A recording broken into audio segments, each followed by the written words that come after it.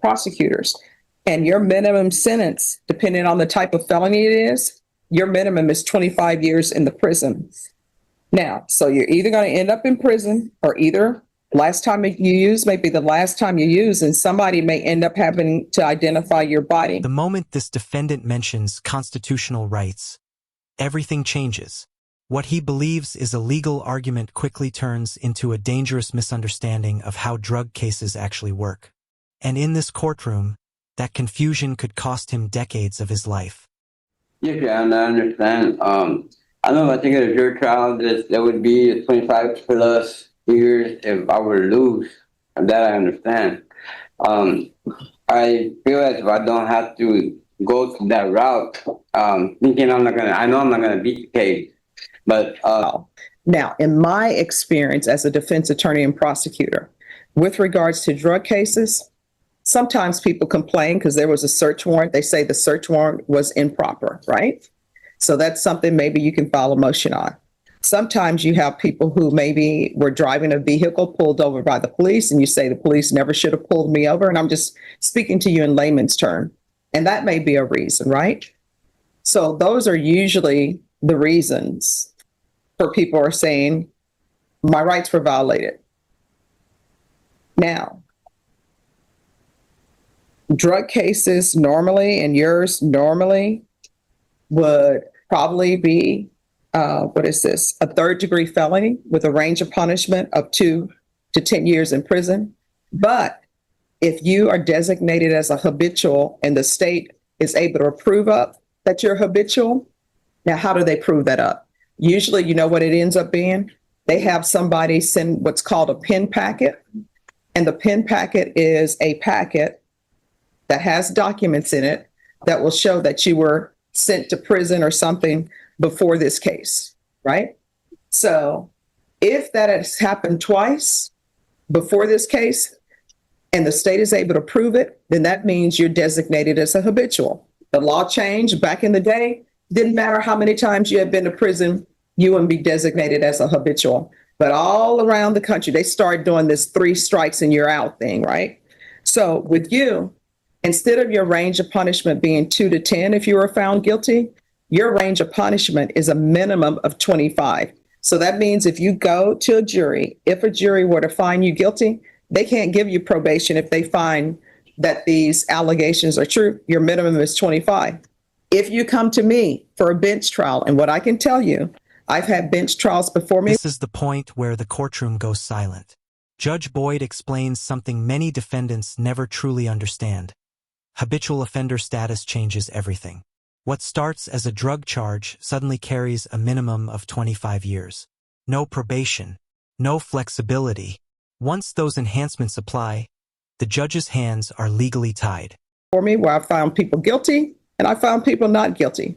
If you come before me and you're found guilty on a bench trial, I can't give you probation. Your minimum is 25. And I know sometimes people are like, oh, it's just a drug case. I can't believe I'm getting 25. But that would be your range of punishment. It's completely up to you. So for your case, we'll set it for a jury trial.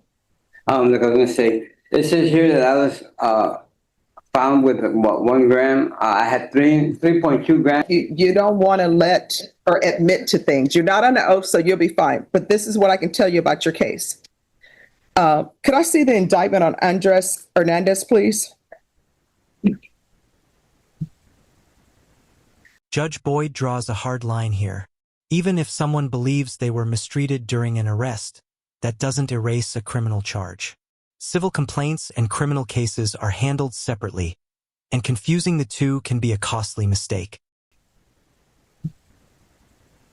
They're putting you at a 3rd-degree felony because according to what I'm reading on the docket, it may be wrong. That's why I'm asking her to pull the indictment.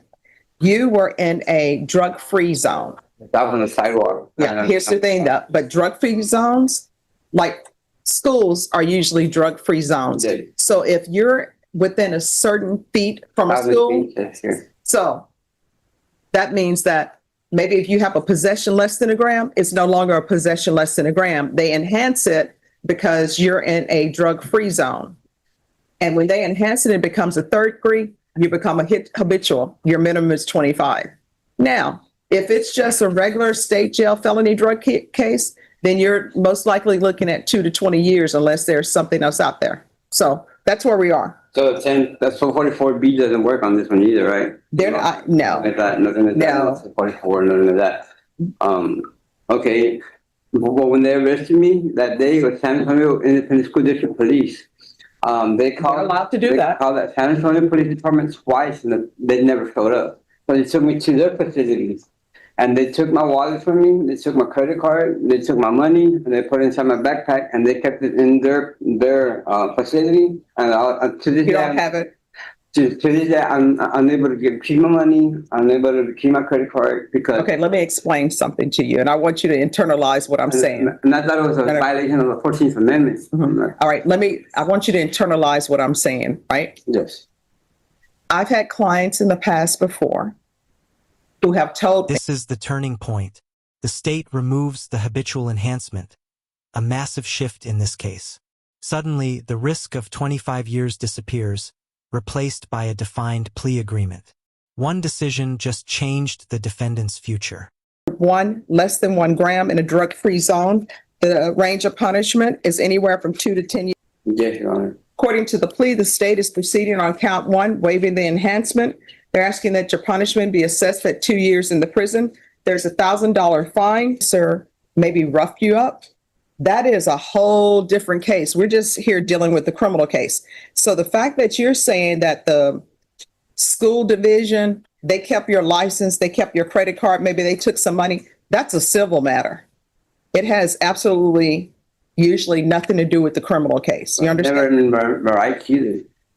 Yeah. So that's where we are. So if you want a jury trial, I'll give you a jury trial. I'm sure your attorneys explained to you. I've explained to you what a habitual means, and it appears in the indictment that I have that you've been designated by the state. They're saying you're a habitual offender. If you go to jury trial and are found guilty, you're looking at a minimum of 25. Okay, can I get a trial? I'm sorry? Trial? Oh, sure. We'll get you your trial.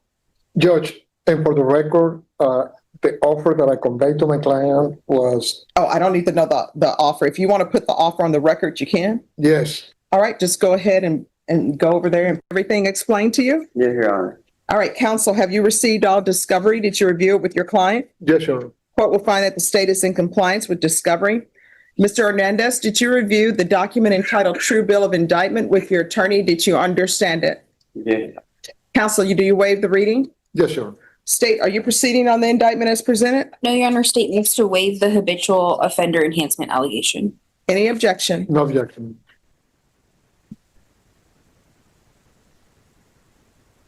Did you review the court admonishments with your attorney? Did you understand it and sign it in all the appropriate places? Yes, Judge. You're charged with possession of a controlled substance penalty group 1. This is the turning point. The state removes the habitual enhancement, a massive shift in this case.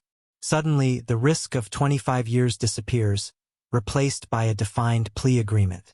One decision just changed the defendant's future. Less than 1 gram in a drug-free zone. The range of punishment is anywhere from 2 to 10 years. Yes, Your Honor. According to the plea, the state is proceeding on count 1, waiving the enhancement. They're asking that your punishment be assessed at 2 years in the prison. There's $1,000 fine, and there are no applications. Is that correct? Yes, Your Honor. Any objection to the court changing the plea bargain paperwork to reflect that there are no applications? No, Judge. No, Judge. Are you proceeding with sentencing? Yes, Your Honor. Anything you wish to say on behalf of your client? Just follow the plea agreement, Judge, and sentence my client to the agreed 2 years. 2. 2 years. Yes. All right. The court will sentence you to 2 years in the prison, give you credit for any time served. There's $1,000 fine, time and money to run concurrently. I'm going to request a therapeutic community for you. It's to help you with any type of drug addictions you may have. I do not have the authority to force them to place you in the program, but they'll see in the judgment that I'm requesting it for you, and you'll still need to request it. Do you understand? Yes, correct, Your Honor. All right. Did you review the document entitled Trial Court Certification of Defendant's Rights to Appeal with your attorney? Did you understand it and sign it? Yes, Your Honor. All right, because this is a plea bargain agreement, because I followed your plea bargain agreement, and because you waive your right to appeal, you do not have the court's permission to appeal. Because this is a felony conviction, you're not allowed to own or possess any weapons or ammunition. If you have a question over what that is, you'll need to speak to an attorney. Do you understand? Yes, Your Honor. All right, we can go off the record. Here's the thing. If you don't take care of this drug addiction you have, what's going to end up happening is you're going to end up in and out of prison. And if you have another charge, this may not be your attorney, I may not be the judge, this may not be the prosecutors. And your minimum sentence, depending on the type of felony it is, your minimum is 25 years in the prison. Now, so you're either going to end up in prison, or either last time you use may be the last time you use, and somebody may end up having to identify your body. I know you addressed an issue with me stating that the school police office or their security have certain items that belong to you. They should have turned that over to the police, but if they didn't, you are supposed to have those items back. So you'll need to contact them. I don't have any jurisdiction to force them with anything, okay? All right, good luck to you, sir. Thank you, Judge. Thank you. Who else is ready?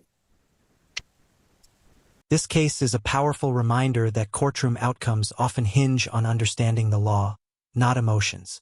One wrong assumption nearly led to a life-altering sentence. Judge Boyd made it clear: addiction, excuses, and misunderstandings won't protect you from consequences. If this case opened your eyes, like the video, share your thoughts below, and subscribe for more real courtroom moments that show how fast everything can change.